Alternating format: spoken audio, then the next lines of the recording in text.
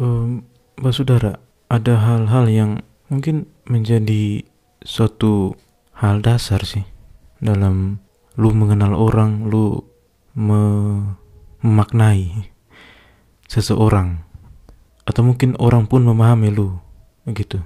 Ya, setidaknya ada dua hal sih. Kok jadi sangat murung.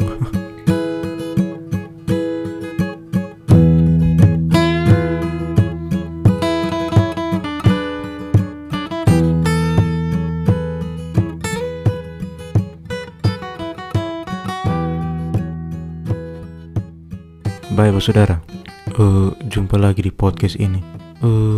Ada satu kejadian ya di minimarket yang beta pernah cerita juga, namanya Alfa Omega. Ya, standar ya. Lu belanja dimanapun pasti ada yang namanya budaya antri. Dan ini pun terjadi di beta, saudara. Beberapa hari yang lalu beta beli suatu kebutuhan di Alfa Omega ini, dan beta antri. Dan kan biasa di Alfa Omega tuh kan ada dua kasir tuh. Tapi waktu beta antri itu hanya satu kasir yang dibuka dan antriannya lumayan panjang. Beta orang ketiga ya. Jadi di depan beta tuh ada 1-2 orang begitu ya. Beta menunggu. Di belakang beta ada beberapa orang juga, sekitar 3 orang atau 2 orang. Nah, terus ini karyawan ini mungkin dia lihat antrian terlalu panjang, kemudian kasir kedua dibuka dan 2 orang di belakang beta tuh itu pindah ke sebelah ya. Tapi beta tetap di antrian itu. Oke, ya tunggu antri segala macam. Kebetulan di depan beta itu belanja lumayan banyak, jadi ya harus menanti. Nah, kebetulan keadaan di luar lagi hujan. Nah, beta berdiri menanti antrian ini. Kemudian ada satu orang yang masuk berpakaian rapi ya. Beta bilang rapi di sini bukan berarti dia pakai batik dan celana bahan, saudara. Tapi rapi menurut beta. Jika dibandingkan dengan beta, orang ini sangat rapi. Ya, standar celana panjang, kemudian jaket, pokoknya potongan orang-orang rapi lah, seperti itu. Nah, dia datang ini, kemudian dia terkesan buru-buru, saudara. Terkesan buru-buru, dia tidak belanja barang, tapi dia langsung, kan ada 2 antrian tadi tuh, langsung ada di tengah, dan kemudian dia mengeluarkan uang berwarna merah dari dompetnya. Jadi standar orang kalau mau kayak ini, bukan flexing sih. Kayak mau menunjukkan bahwa dia buru-buru tuh, dia ambil dompetnya, kemudian tidak langsung mengambil duit, tapi dia kayak mencari sesuatu gitu. Saya tidak tahu cari apa juga ya. Kemudian diambil uang berwarna merah itu, ditutup dompetnya, dimasukkan, dan sambil melakukan kegiatan itu dia berdiri di antara dua baris antrian ini ya, mengeluarkan duit, dan seolah-olah tidak peduli dengan antrian yang lagi beta dan yang lain ini antri. Dia setelah mengeluarkan uang itu terus menunjukkan gestur yang buru-buru. Nah, beta sih mengamati. Oke, nah sambil dia kayak terburu-buru begitu, antrian kan tadi beta bilang tuh dua antrian di depan beta itu, satunya sudah selesai bayar, tinggal satu tuh. Nah, tinggal satu, dia maju, barang belanjanya tidak terlalu banyak ya, dan otomatis setelah dia nih beta nih, dan beta punya firasat, saudara, firasat yang oke, kayaknya ini orang yang tadi buru-buru ini dia akan nyalip beta nih, dan dugaan beta benar, saudara. Jadi setelah orang di depan beta itu selesai berbayar, langsung si orang yang buru-buru ini ya, langsung banting uang 100.000 di depan kasir. Dugaan beta benar, saudara, bahwa dia nyalip beta. Dan beta pun sebelum dia nyalip itu beta sudah siap planning.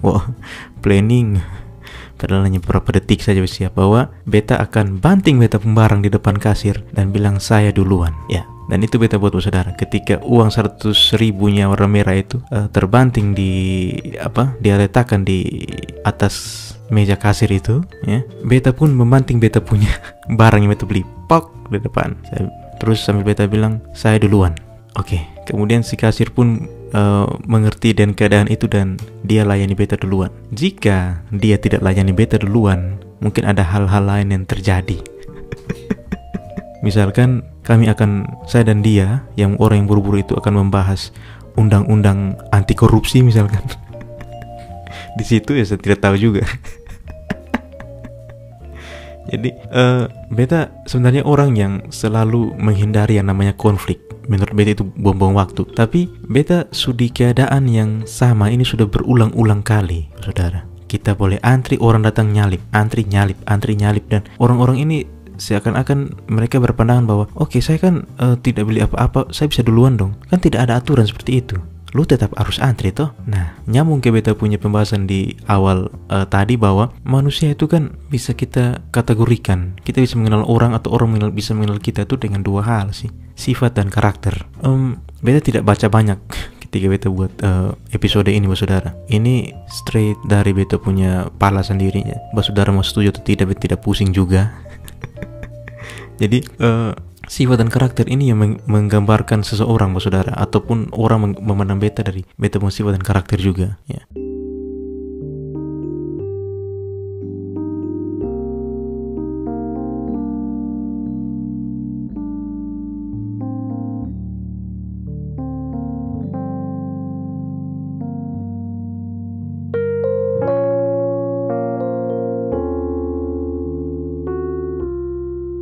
Karakter kita bedah satu-satu. Kalau kita ngomong sifat, menurut beta, sifat itu hal yang naturally itu ada ketika lu come to the earth, lu dilahirkan, saudara, dan itu sangat genetically, artinya sangat genetis dari lu punya orang tua, lu punya bapak mama di-combine, dan you come to the earth and you got the habit, bukan habit, tapi you got the nature, lu punya itu, sifat itu, ya, dan itu alamiah. Dan ketika sifat itu lu datang di bumi ini, lu dilahirkan, lu punya sifat itu, dan ketika lu beranjak anak-anak, kemudian lu beranjak remaja dan dewasa, itu pikir ada momen dimana lu sudah punya yang namanya karakter.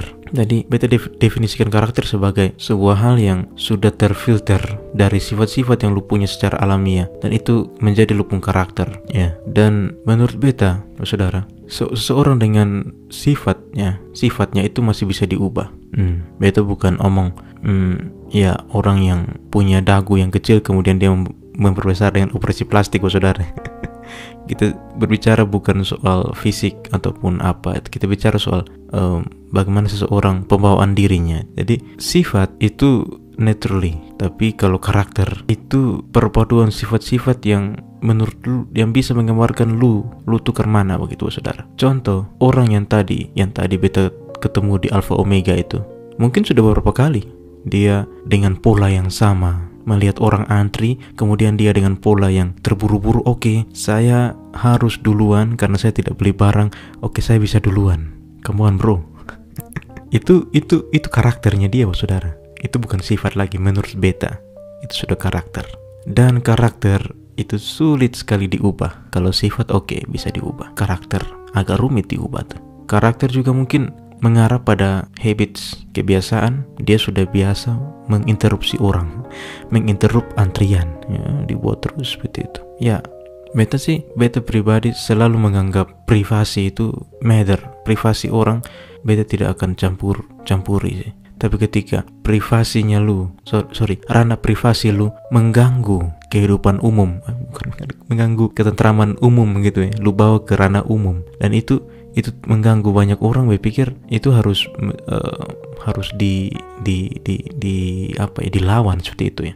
Ya, karakter dan sifatnya ini kalau dibahas juga panjang lebar. Contoh, kalau kita minum minuman keras, minuman keras itu bukan minum batu, ya, atau minum es batu, bukan minuman beralkohol, langsung saja lah, ya. Ada tipe-tipe orang tuh, ya. Misalkan ada yang setelah minum dia tidur, tidak berbuat apa-apa, ya, sekedar untuk menghangatkan tubuh segala macam dan tidur.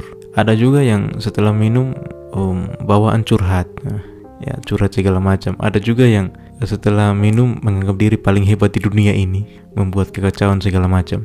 Itu sifat atau karakter? Saya pikir itu belum bisa dikatakan karakter sih, itu sifat orang, ya. Tapi sifat ini, ya, dia masih dipengaruhi oleh faktor-faktor lingkungan sih, ya. Ada orang yang kalau teman-temannya banyak dia anggap diri hebat, tapi ada orang yang kalau dia sendiri dia tidak berani. Tapi karakter orang, kalau orang yang memang sudah karakternya agak bermasalah, ya, dia akan bawa kemanapun itu.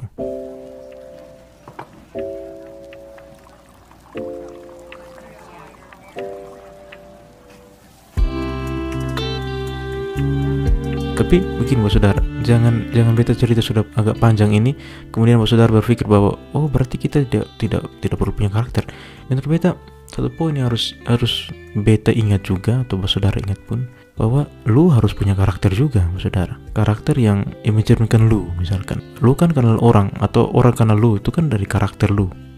Jadi mempunyai karakter itu menurut beta kewajiban sih, bukan sebuah pilihan. Itu kewajiban. Orang harus punya karakter. Kalau lu sudah melewati quarter life crisis 25 tahun dan segala macam, dan lu belum punya karakter, tidak tahu kapan lu temukan lu punya karakter. Lu harus punya karakter lu. Dan karakter itu kan tadi beta bilang bahwa ekstraksi dari sifat-sifat lu sih. Beta berharap lu punya karakter yang bagus, atau beta pun punya karakter yang bagus. Jangan sampai karakter kita itu merugikan orang, itu kan kurang bagus juga. Ya, after quarter life crisis, saya pikir orang-orang akan cenderung lebih berpikir, who am I, begitu. Beta ini siapa? Beta mau jadi apa segala macam. Iya, nampaknya beberapa waktu lu harus punya waktu untuk menyendiri dan bertanya, beta ini bagaimana? Lu mungkin berada di sudut-sudut perenungan lu. Beta ini apa? Ya, apakah semua orang perlu ruang sendiri? Saya pikir itu penting sekali Saudara, bahwa lu harus punya suatu tempat untuk lu merenung sih. Ya, tidak salah kalau orang punya sudut perenungan di dalam kamar mandi atau di toilet. Mungkin ada saudara seperti itu. Ya, memang beta dengar ini bahwa ketika kita BAB, BKR itu kenikmatan yang tak tiada taranya. Itu ada penjelasannya. Bahkan beta pernah dengar di mana katanya kenikmatannya itu sama dengan berhubungan seksual. Karena ketika kita BAB itu kan, ya, saudara tahu lah bahwa keluar dari, ya, dan itu kenikmatannya katanya seperti berhubungan seksual. Beta pernah dengar, beta lupa sumbernya dari mana, makanya beta tidak bisa sebut sekarang. Di sudut-sudut perenungan itu beta pikir terkadang lu harus punya waktu untuk talk to yourself tuh, bicara dengan lu sendiri bahwa beta bagaimana nih. itu maknanya banyak sih. Lu bisa tahu bahwa hari ini beta bagaimana, atau beta harus bagaimana ke depan, ya. Apakah kehadiran beta berdampak untuk orang lain, atau justru beta menjadi masalah? Bahkan ada di lingkungannya beta di sini ada teman yang meskipun kita sama-sama berbicara segala macam, ya, dengan jokes kita, ya, dan itu go with the wind, tidak ada yang simpan dalam hati atau apa gitu. Tapi setelah sampai rumah masing-masing, dia WA, saya minta maaf, kayaknya tadi ada yang salah.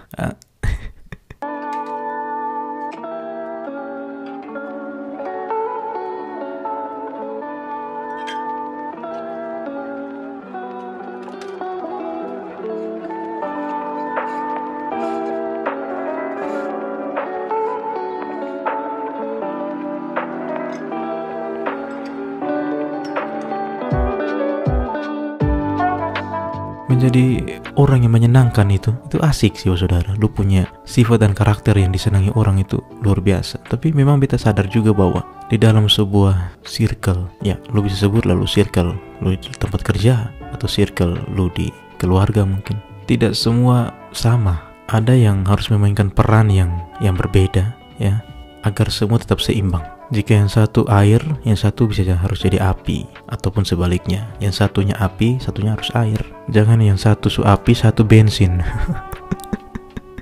Bahaya, terbakar saudara. Kalau ibarat di equalizer, harus ada yang echo-nya berapa, treble-nya berapa, bass-nya berapa, ya. Itu asik, ya. Jangan semua harus treble-nya jangan terlalu tinggi, bass-nya jangan terlalu tinggi. Dan kadang-kadang harus ada yang dikorbankan sih di setiap lingkungan pertemanan ataupun yang lain. Ya, beta di sini bilang bukan berkorban, nantinya dia harus menyerahkan dirinya untuk banyak orang, bukan ya saudara.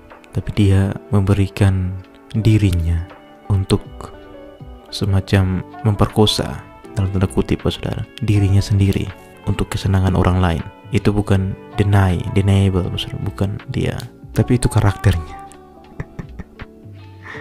Karena harus ada yang menjadi equalizer, biar suara yang di speaker itu merdu, biar semuanya aman.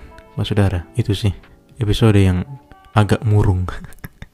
Tapi ya, lu harus punya karakter. Jangan, tidak. Cheers.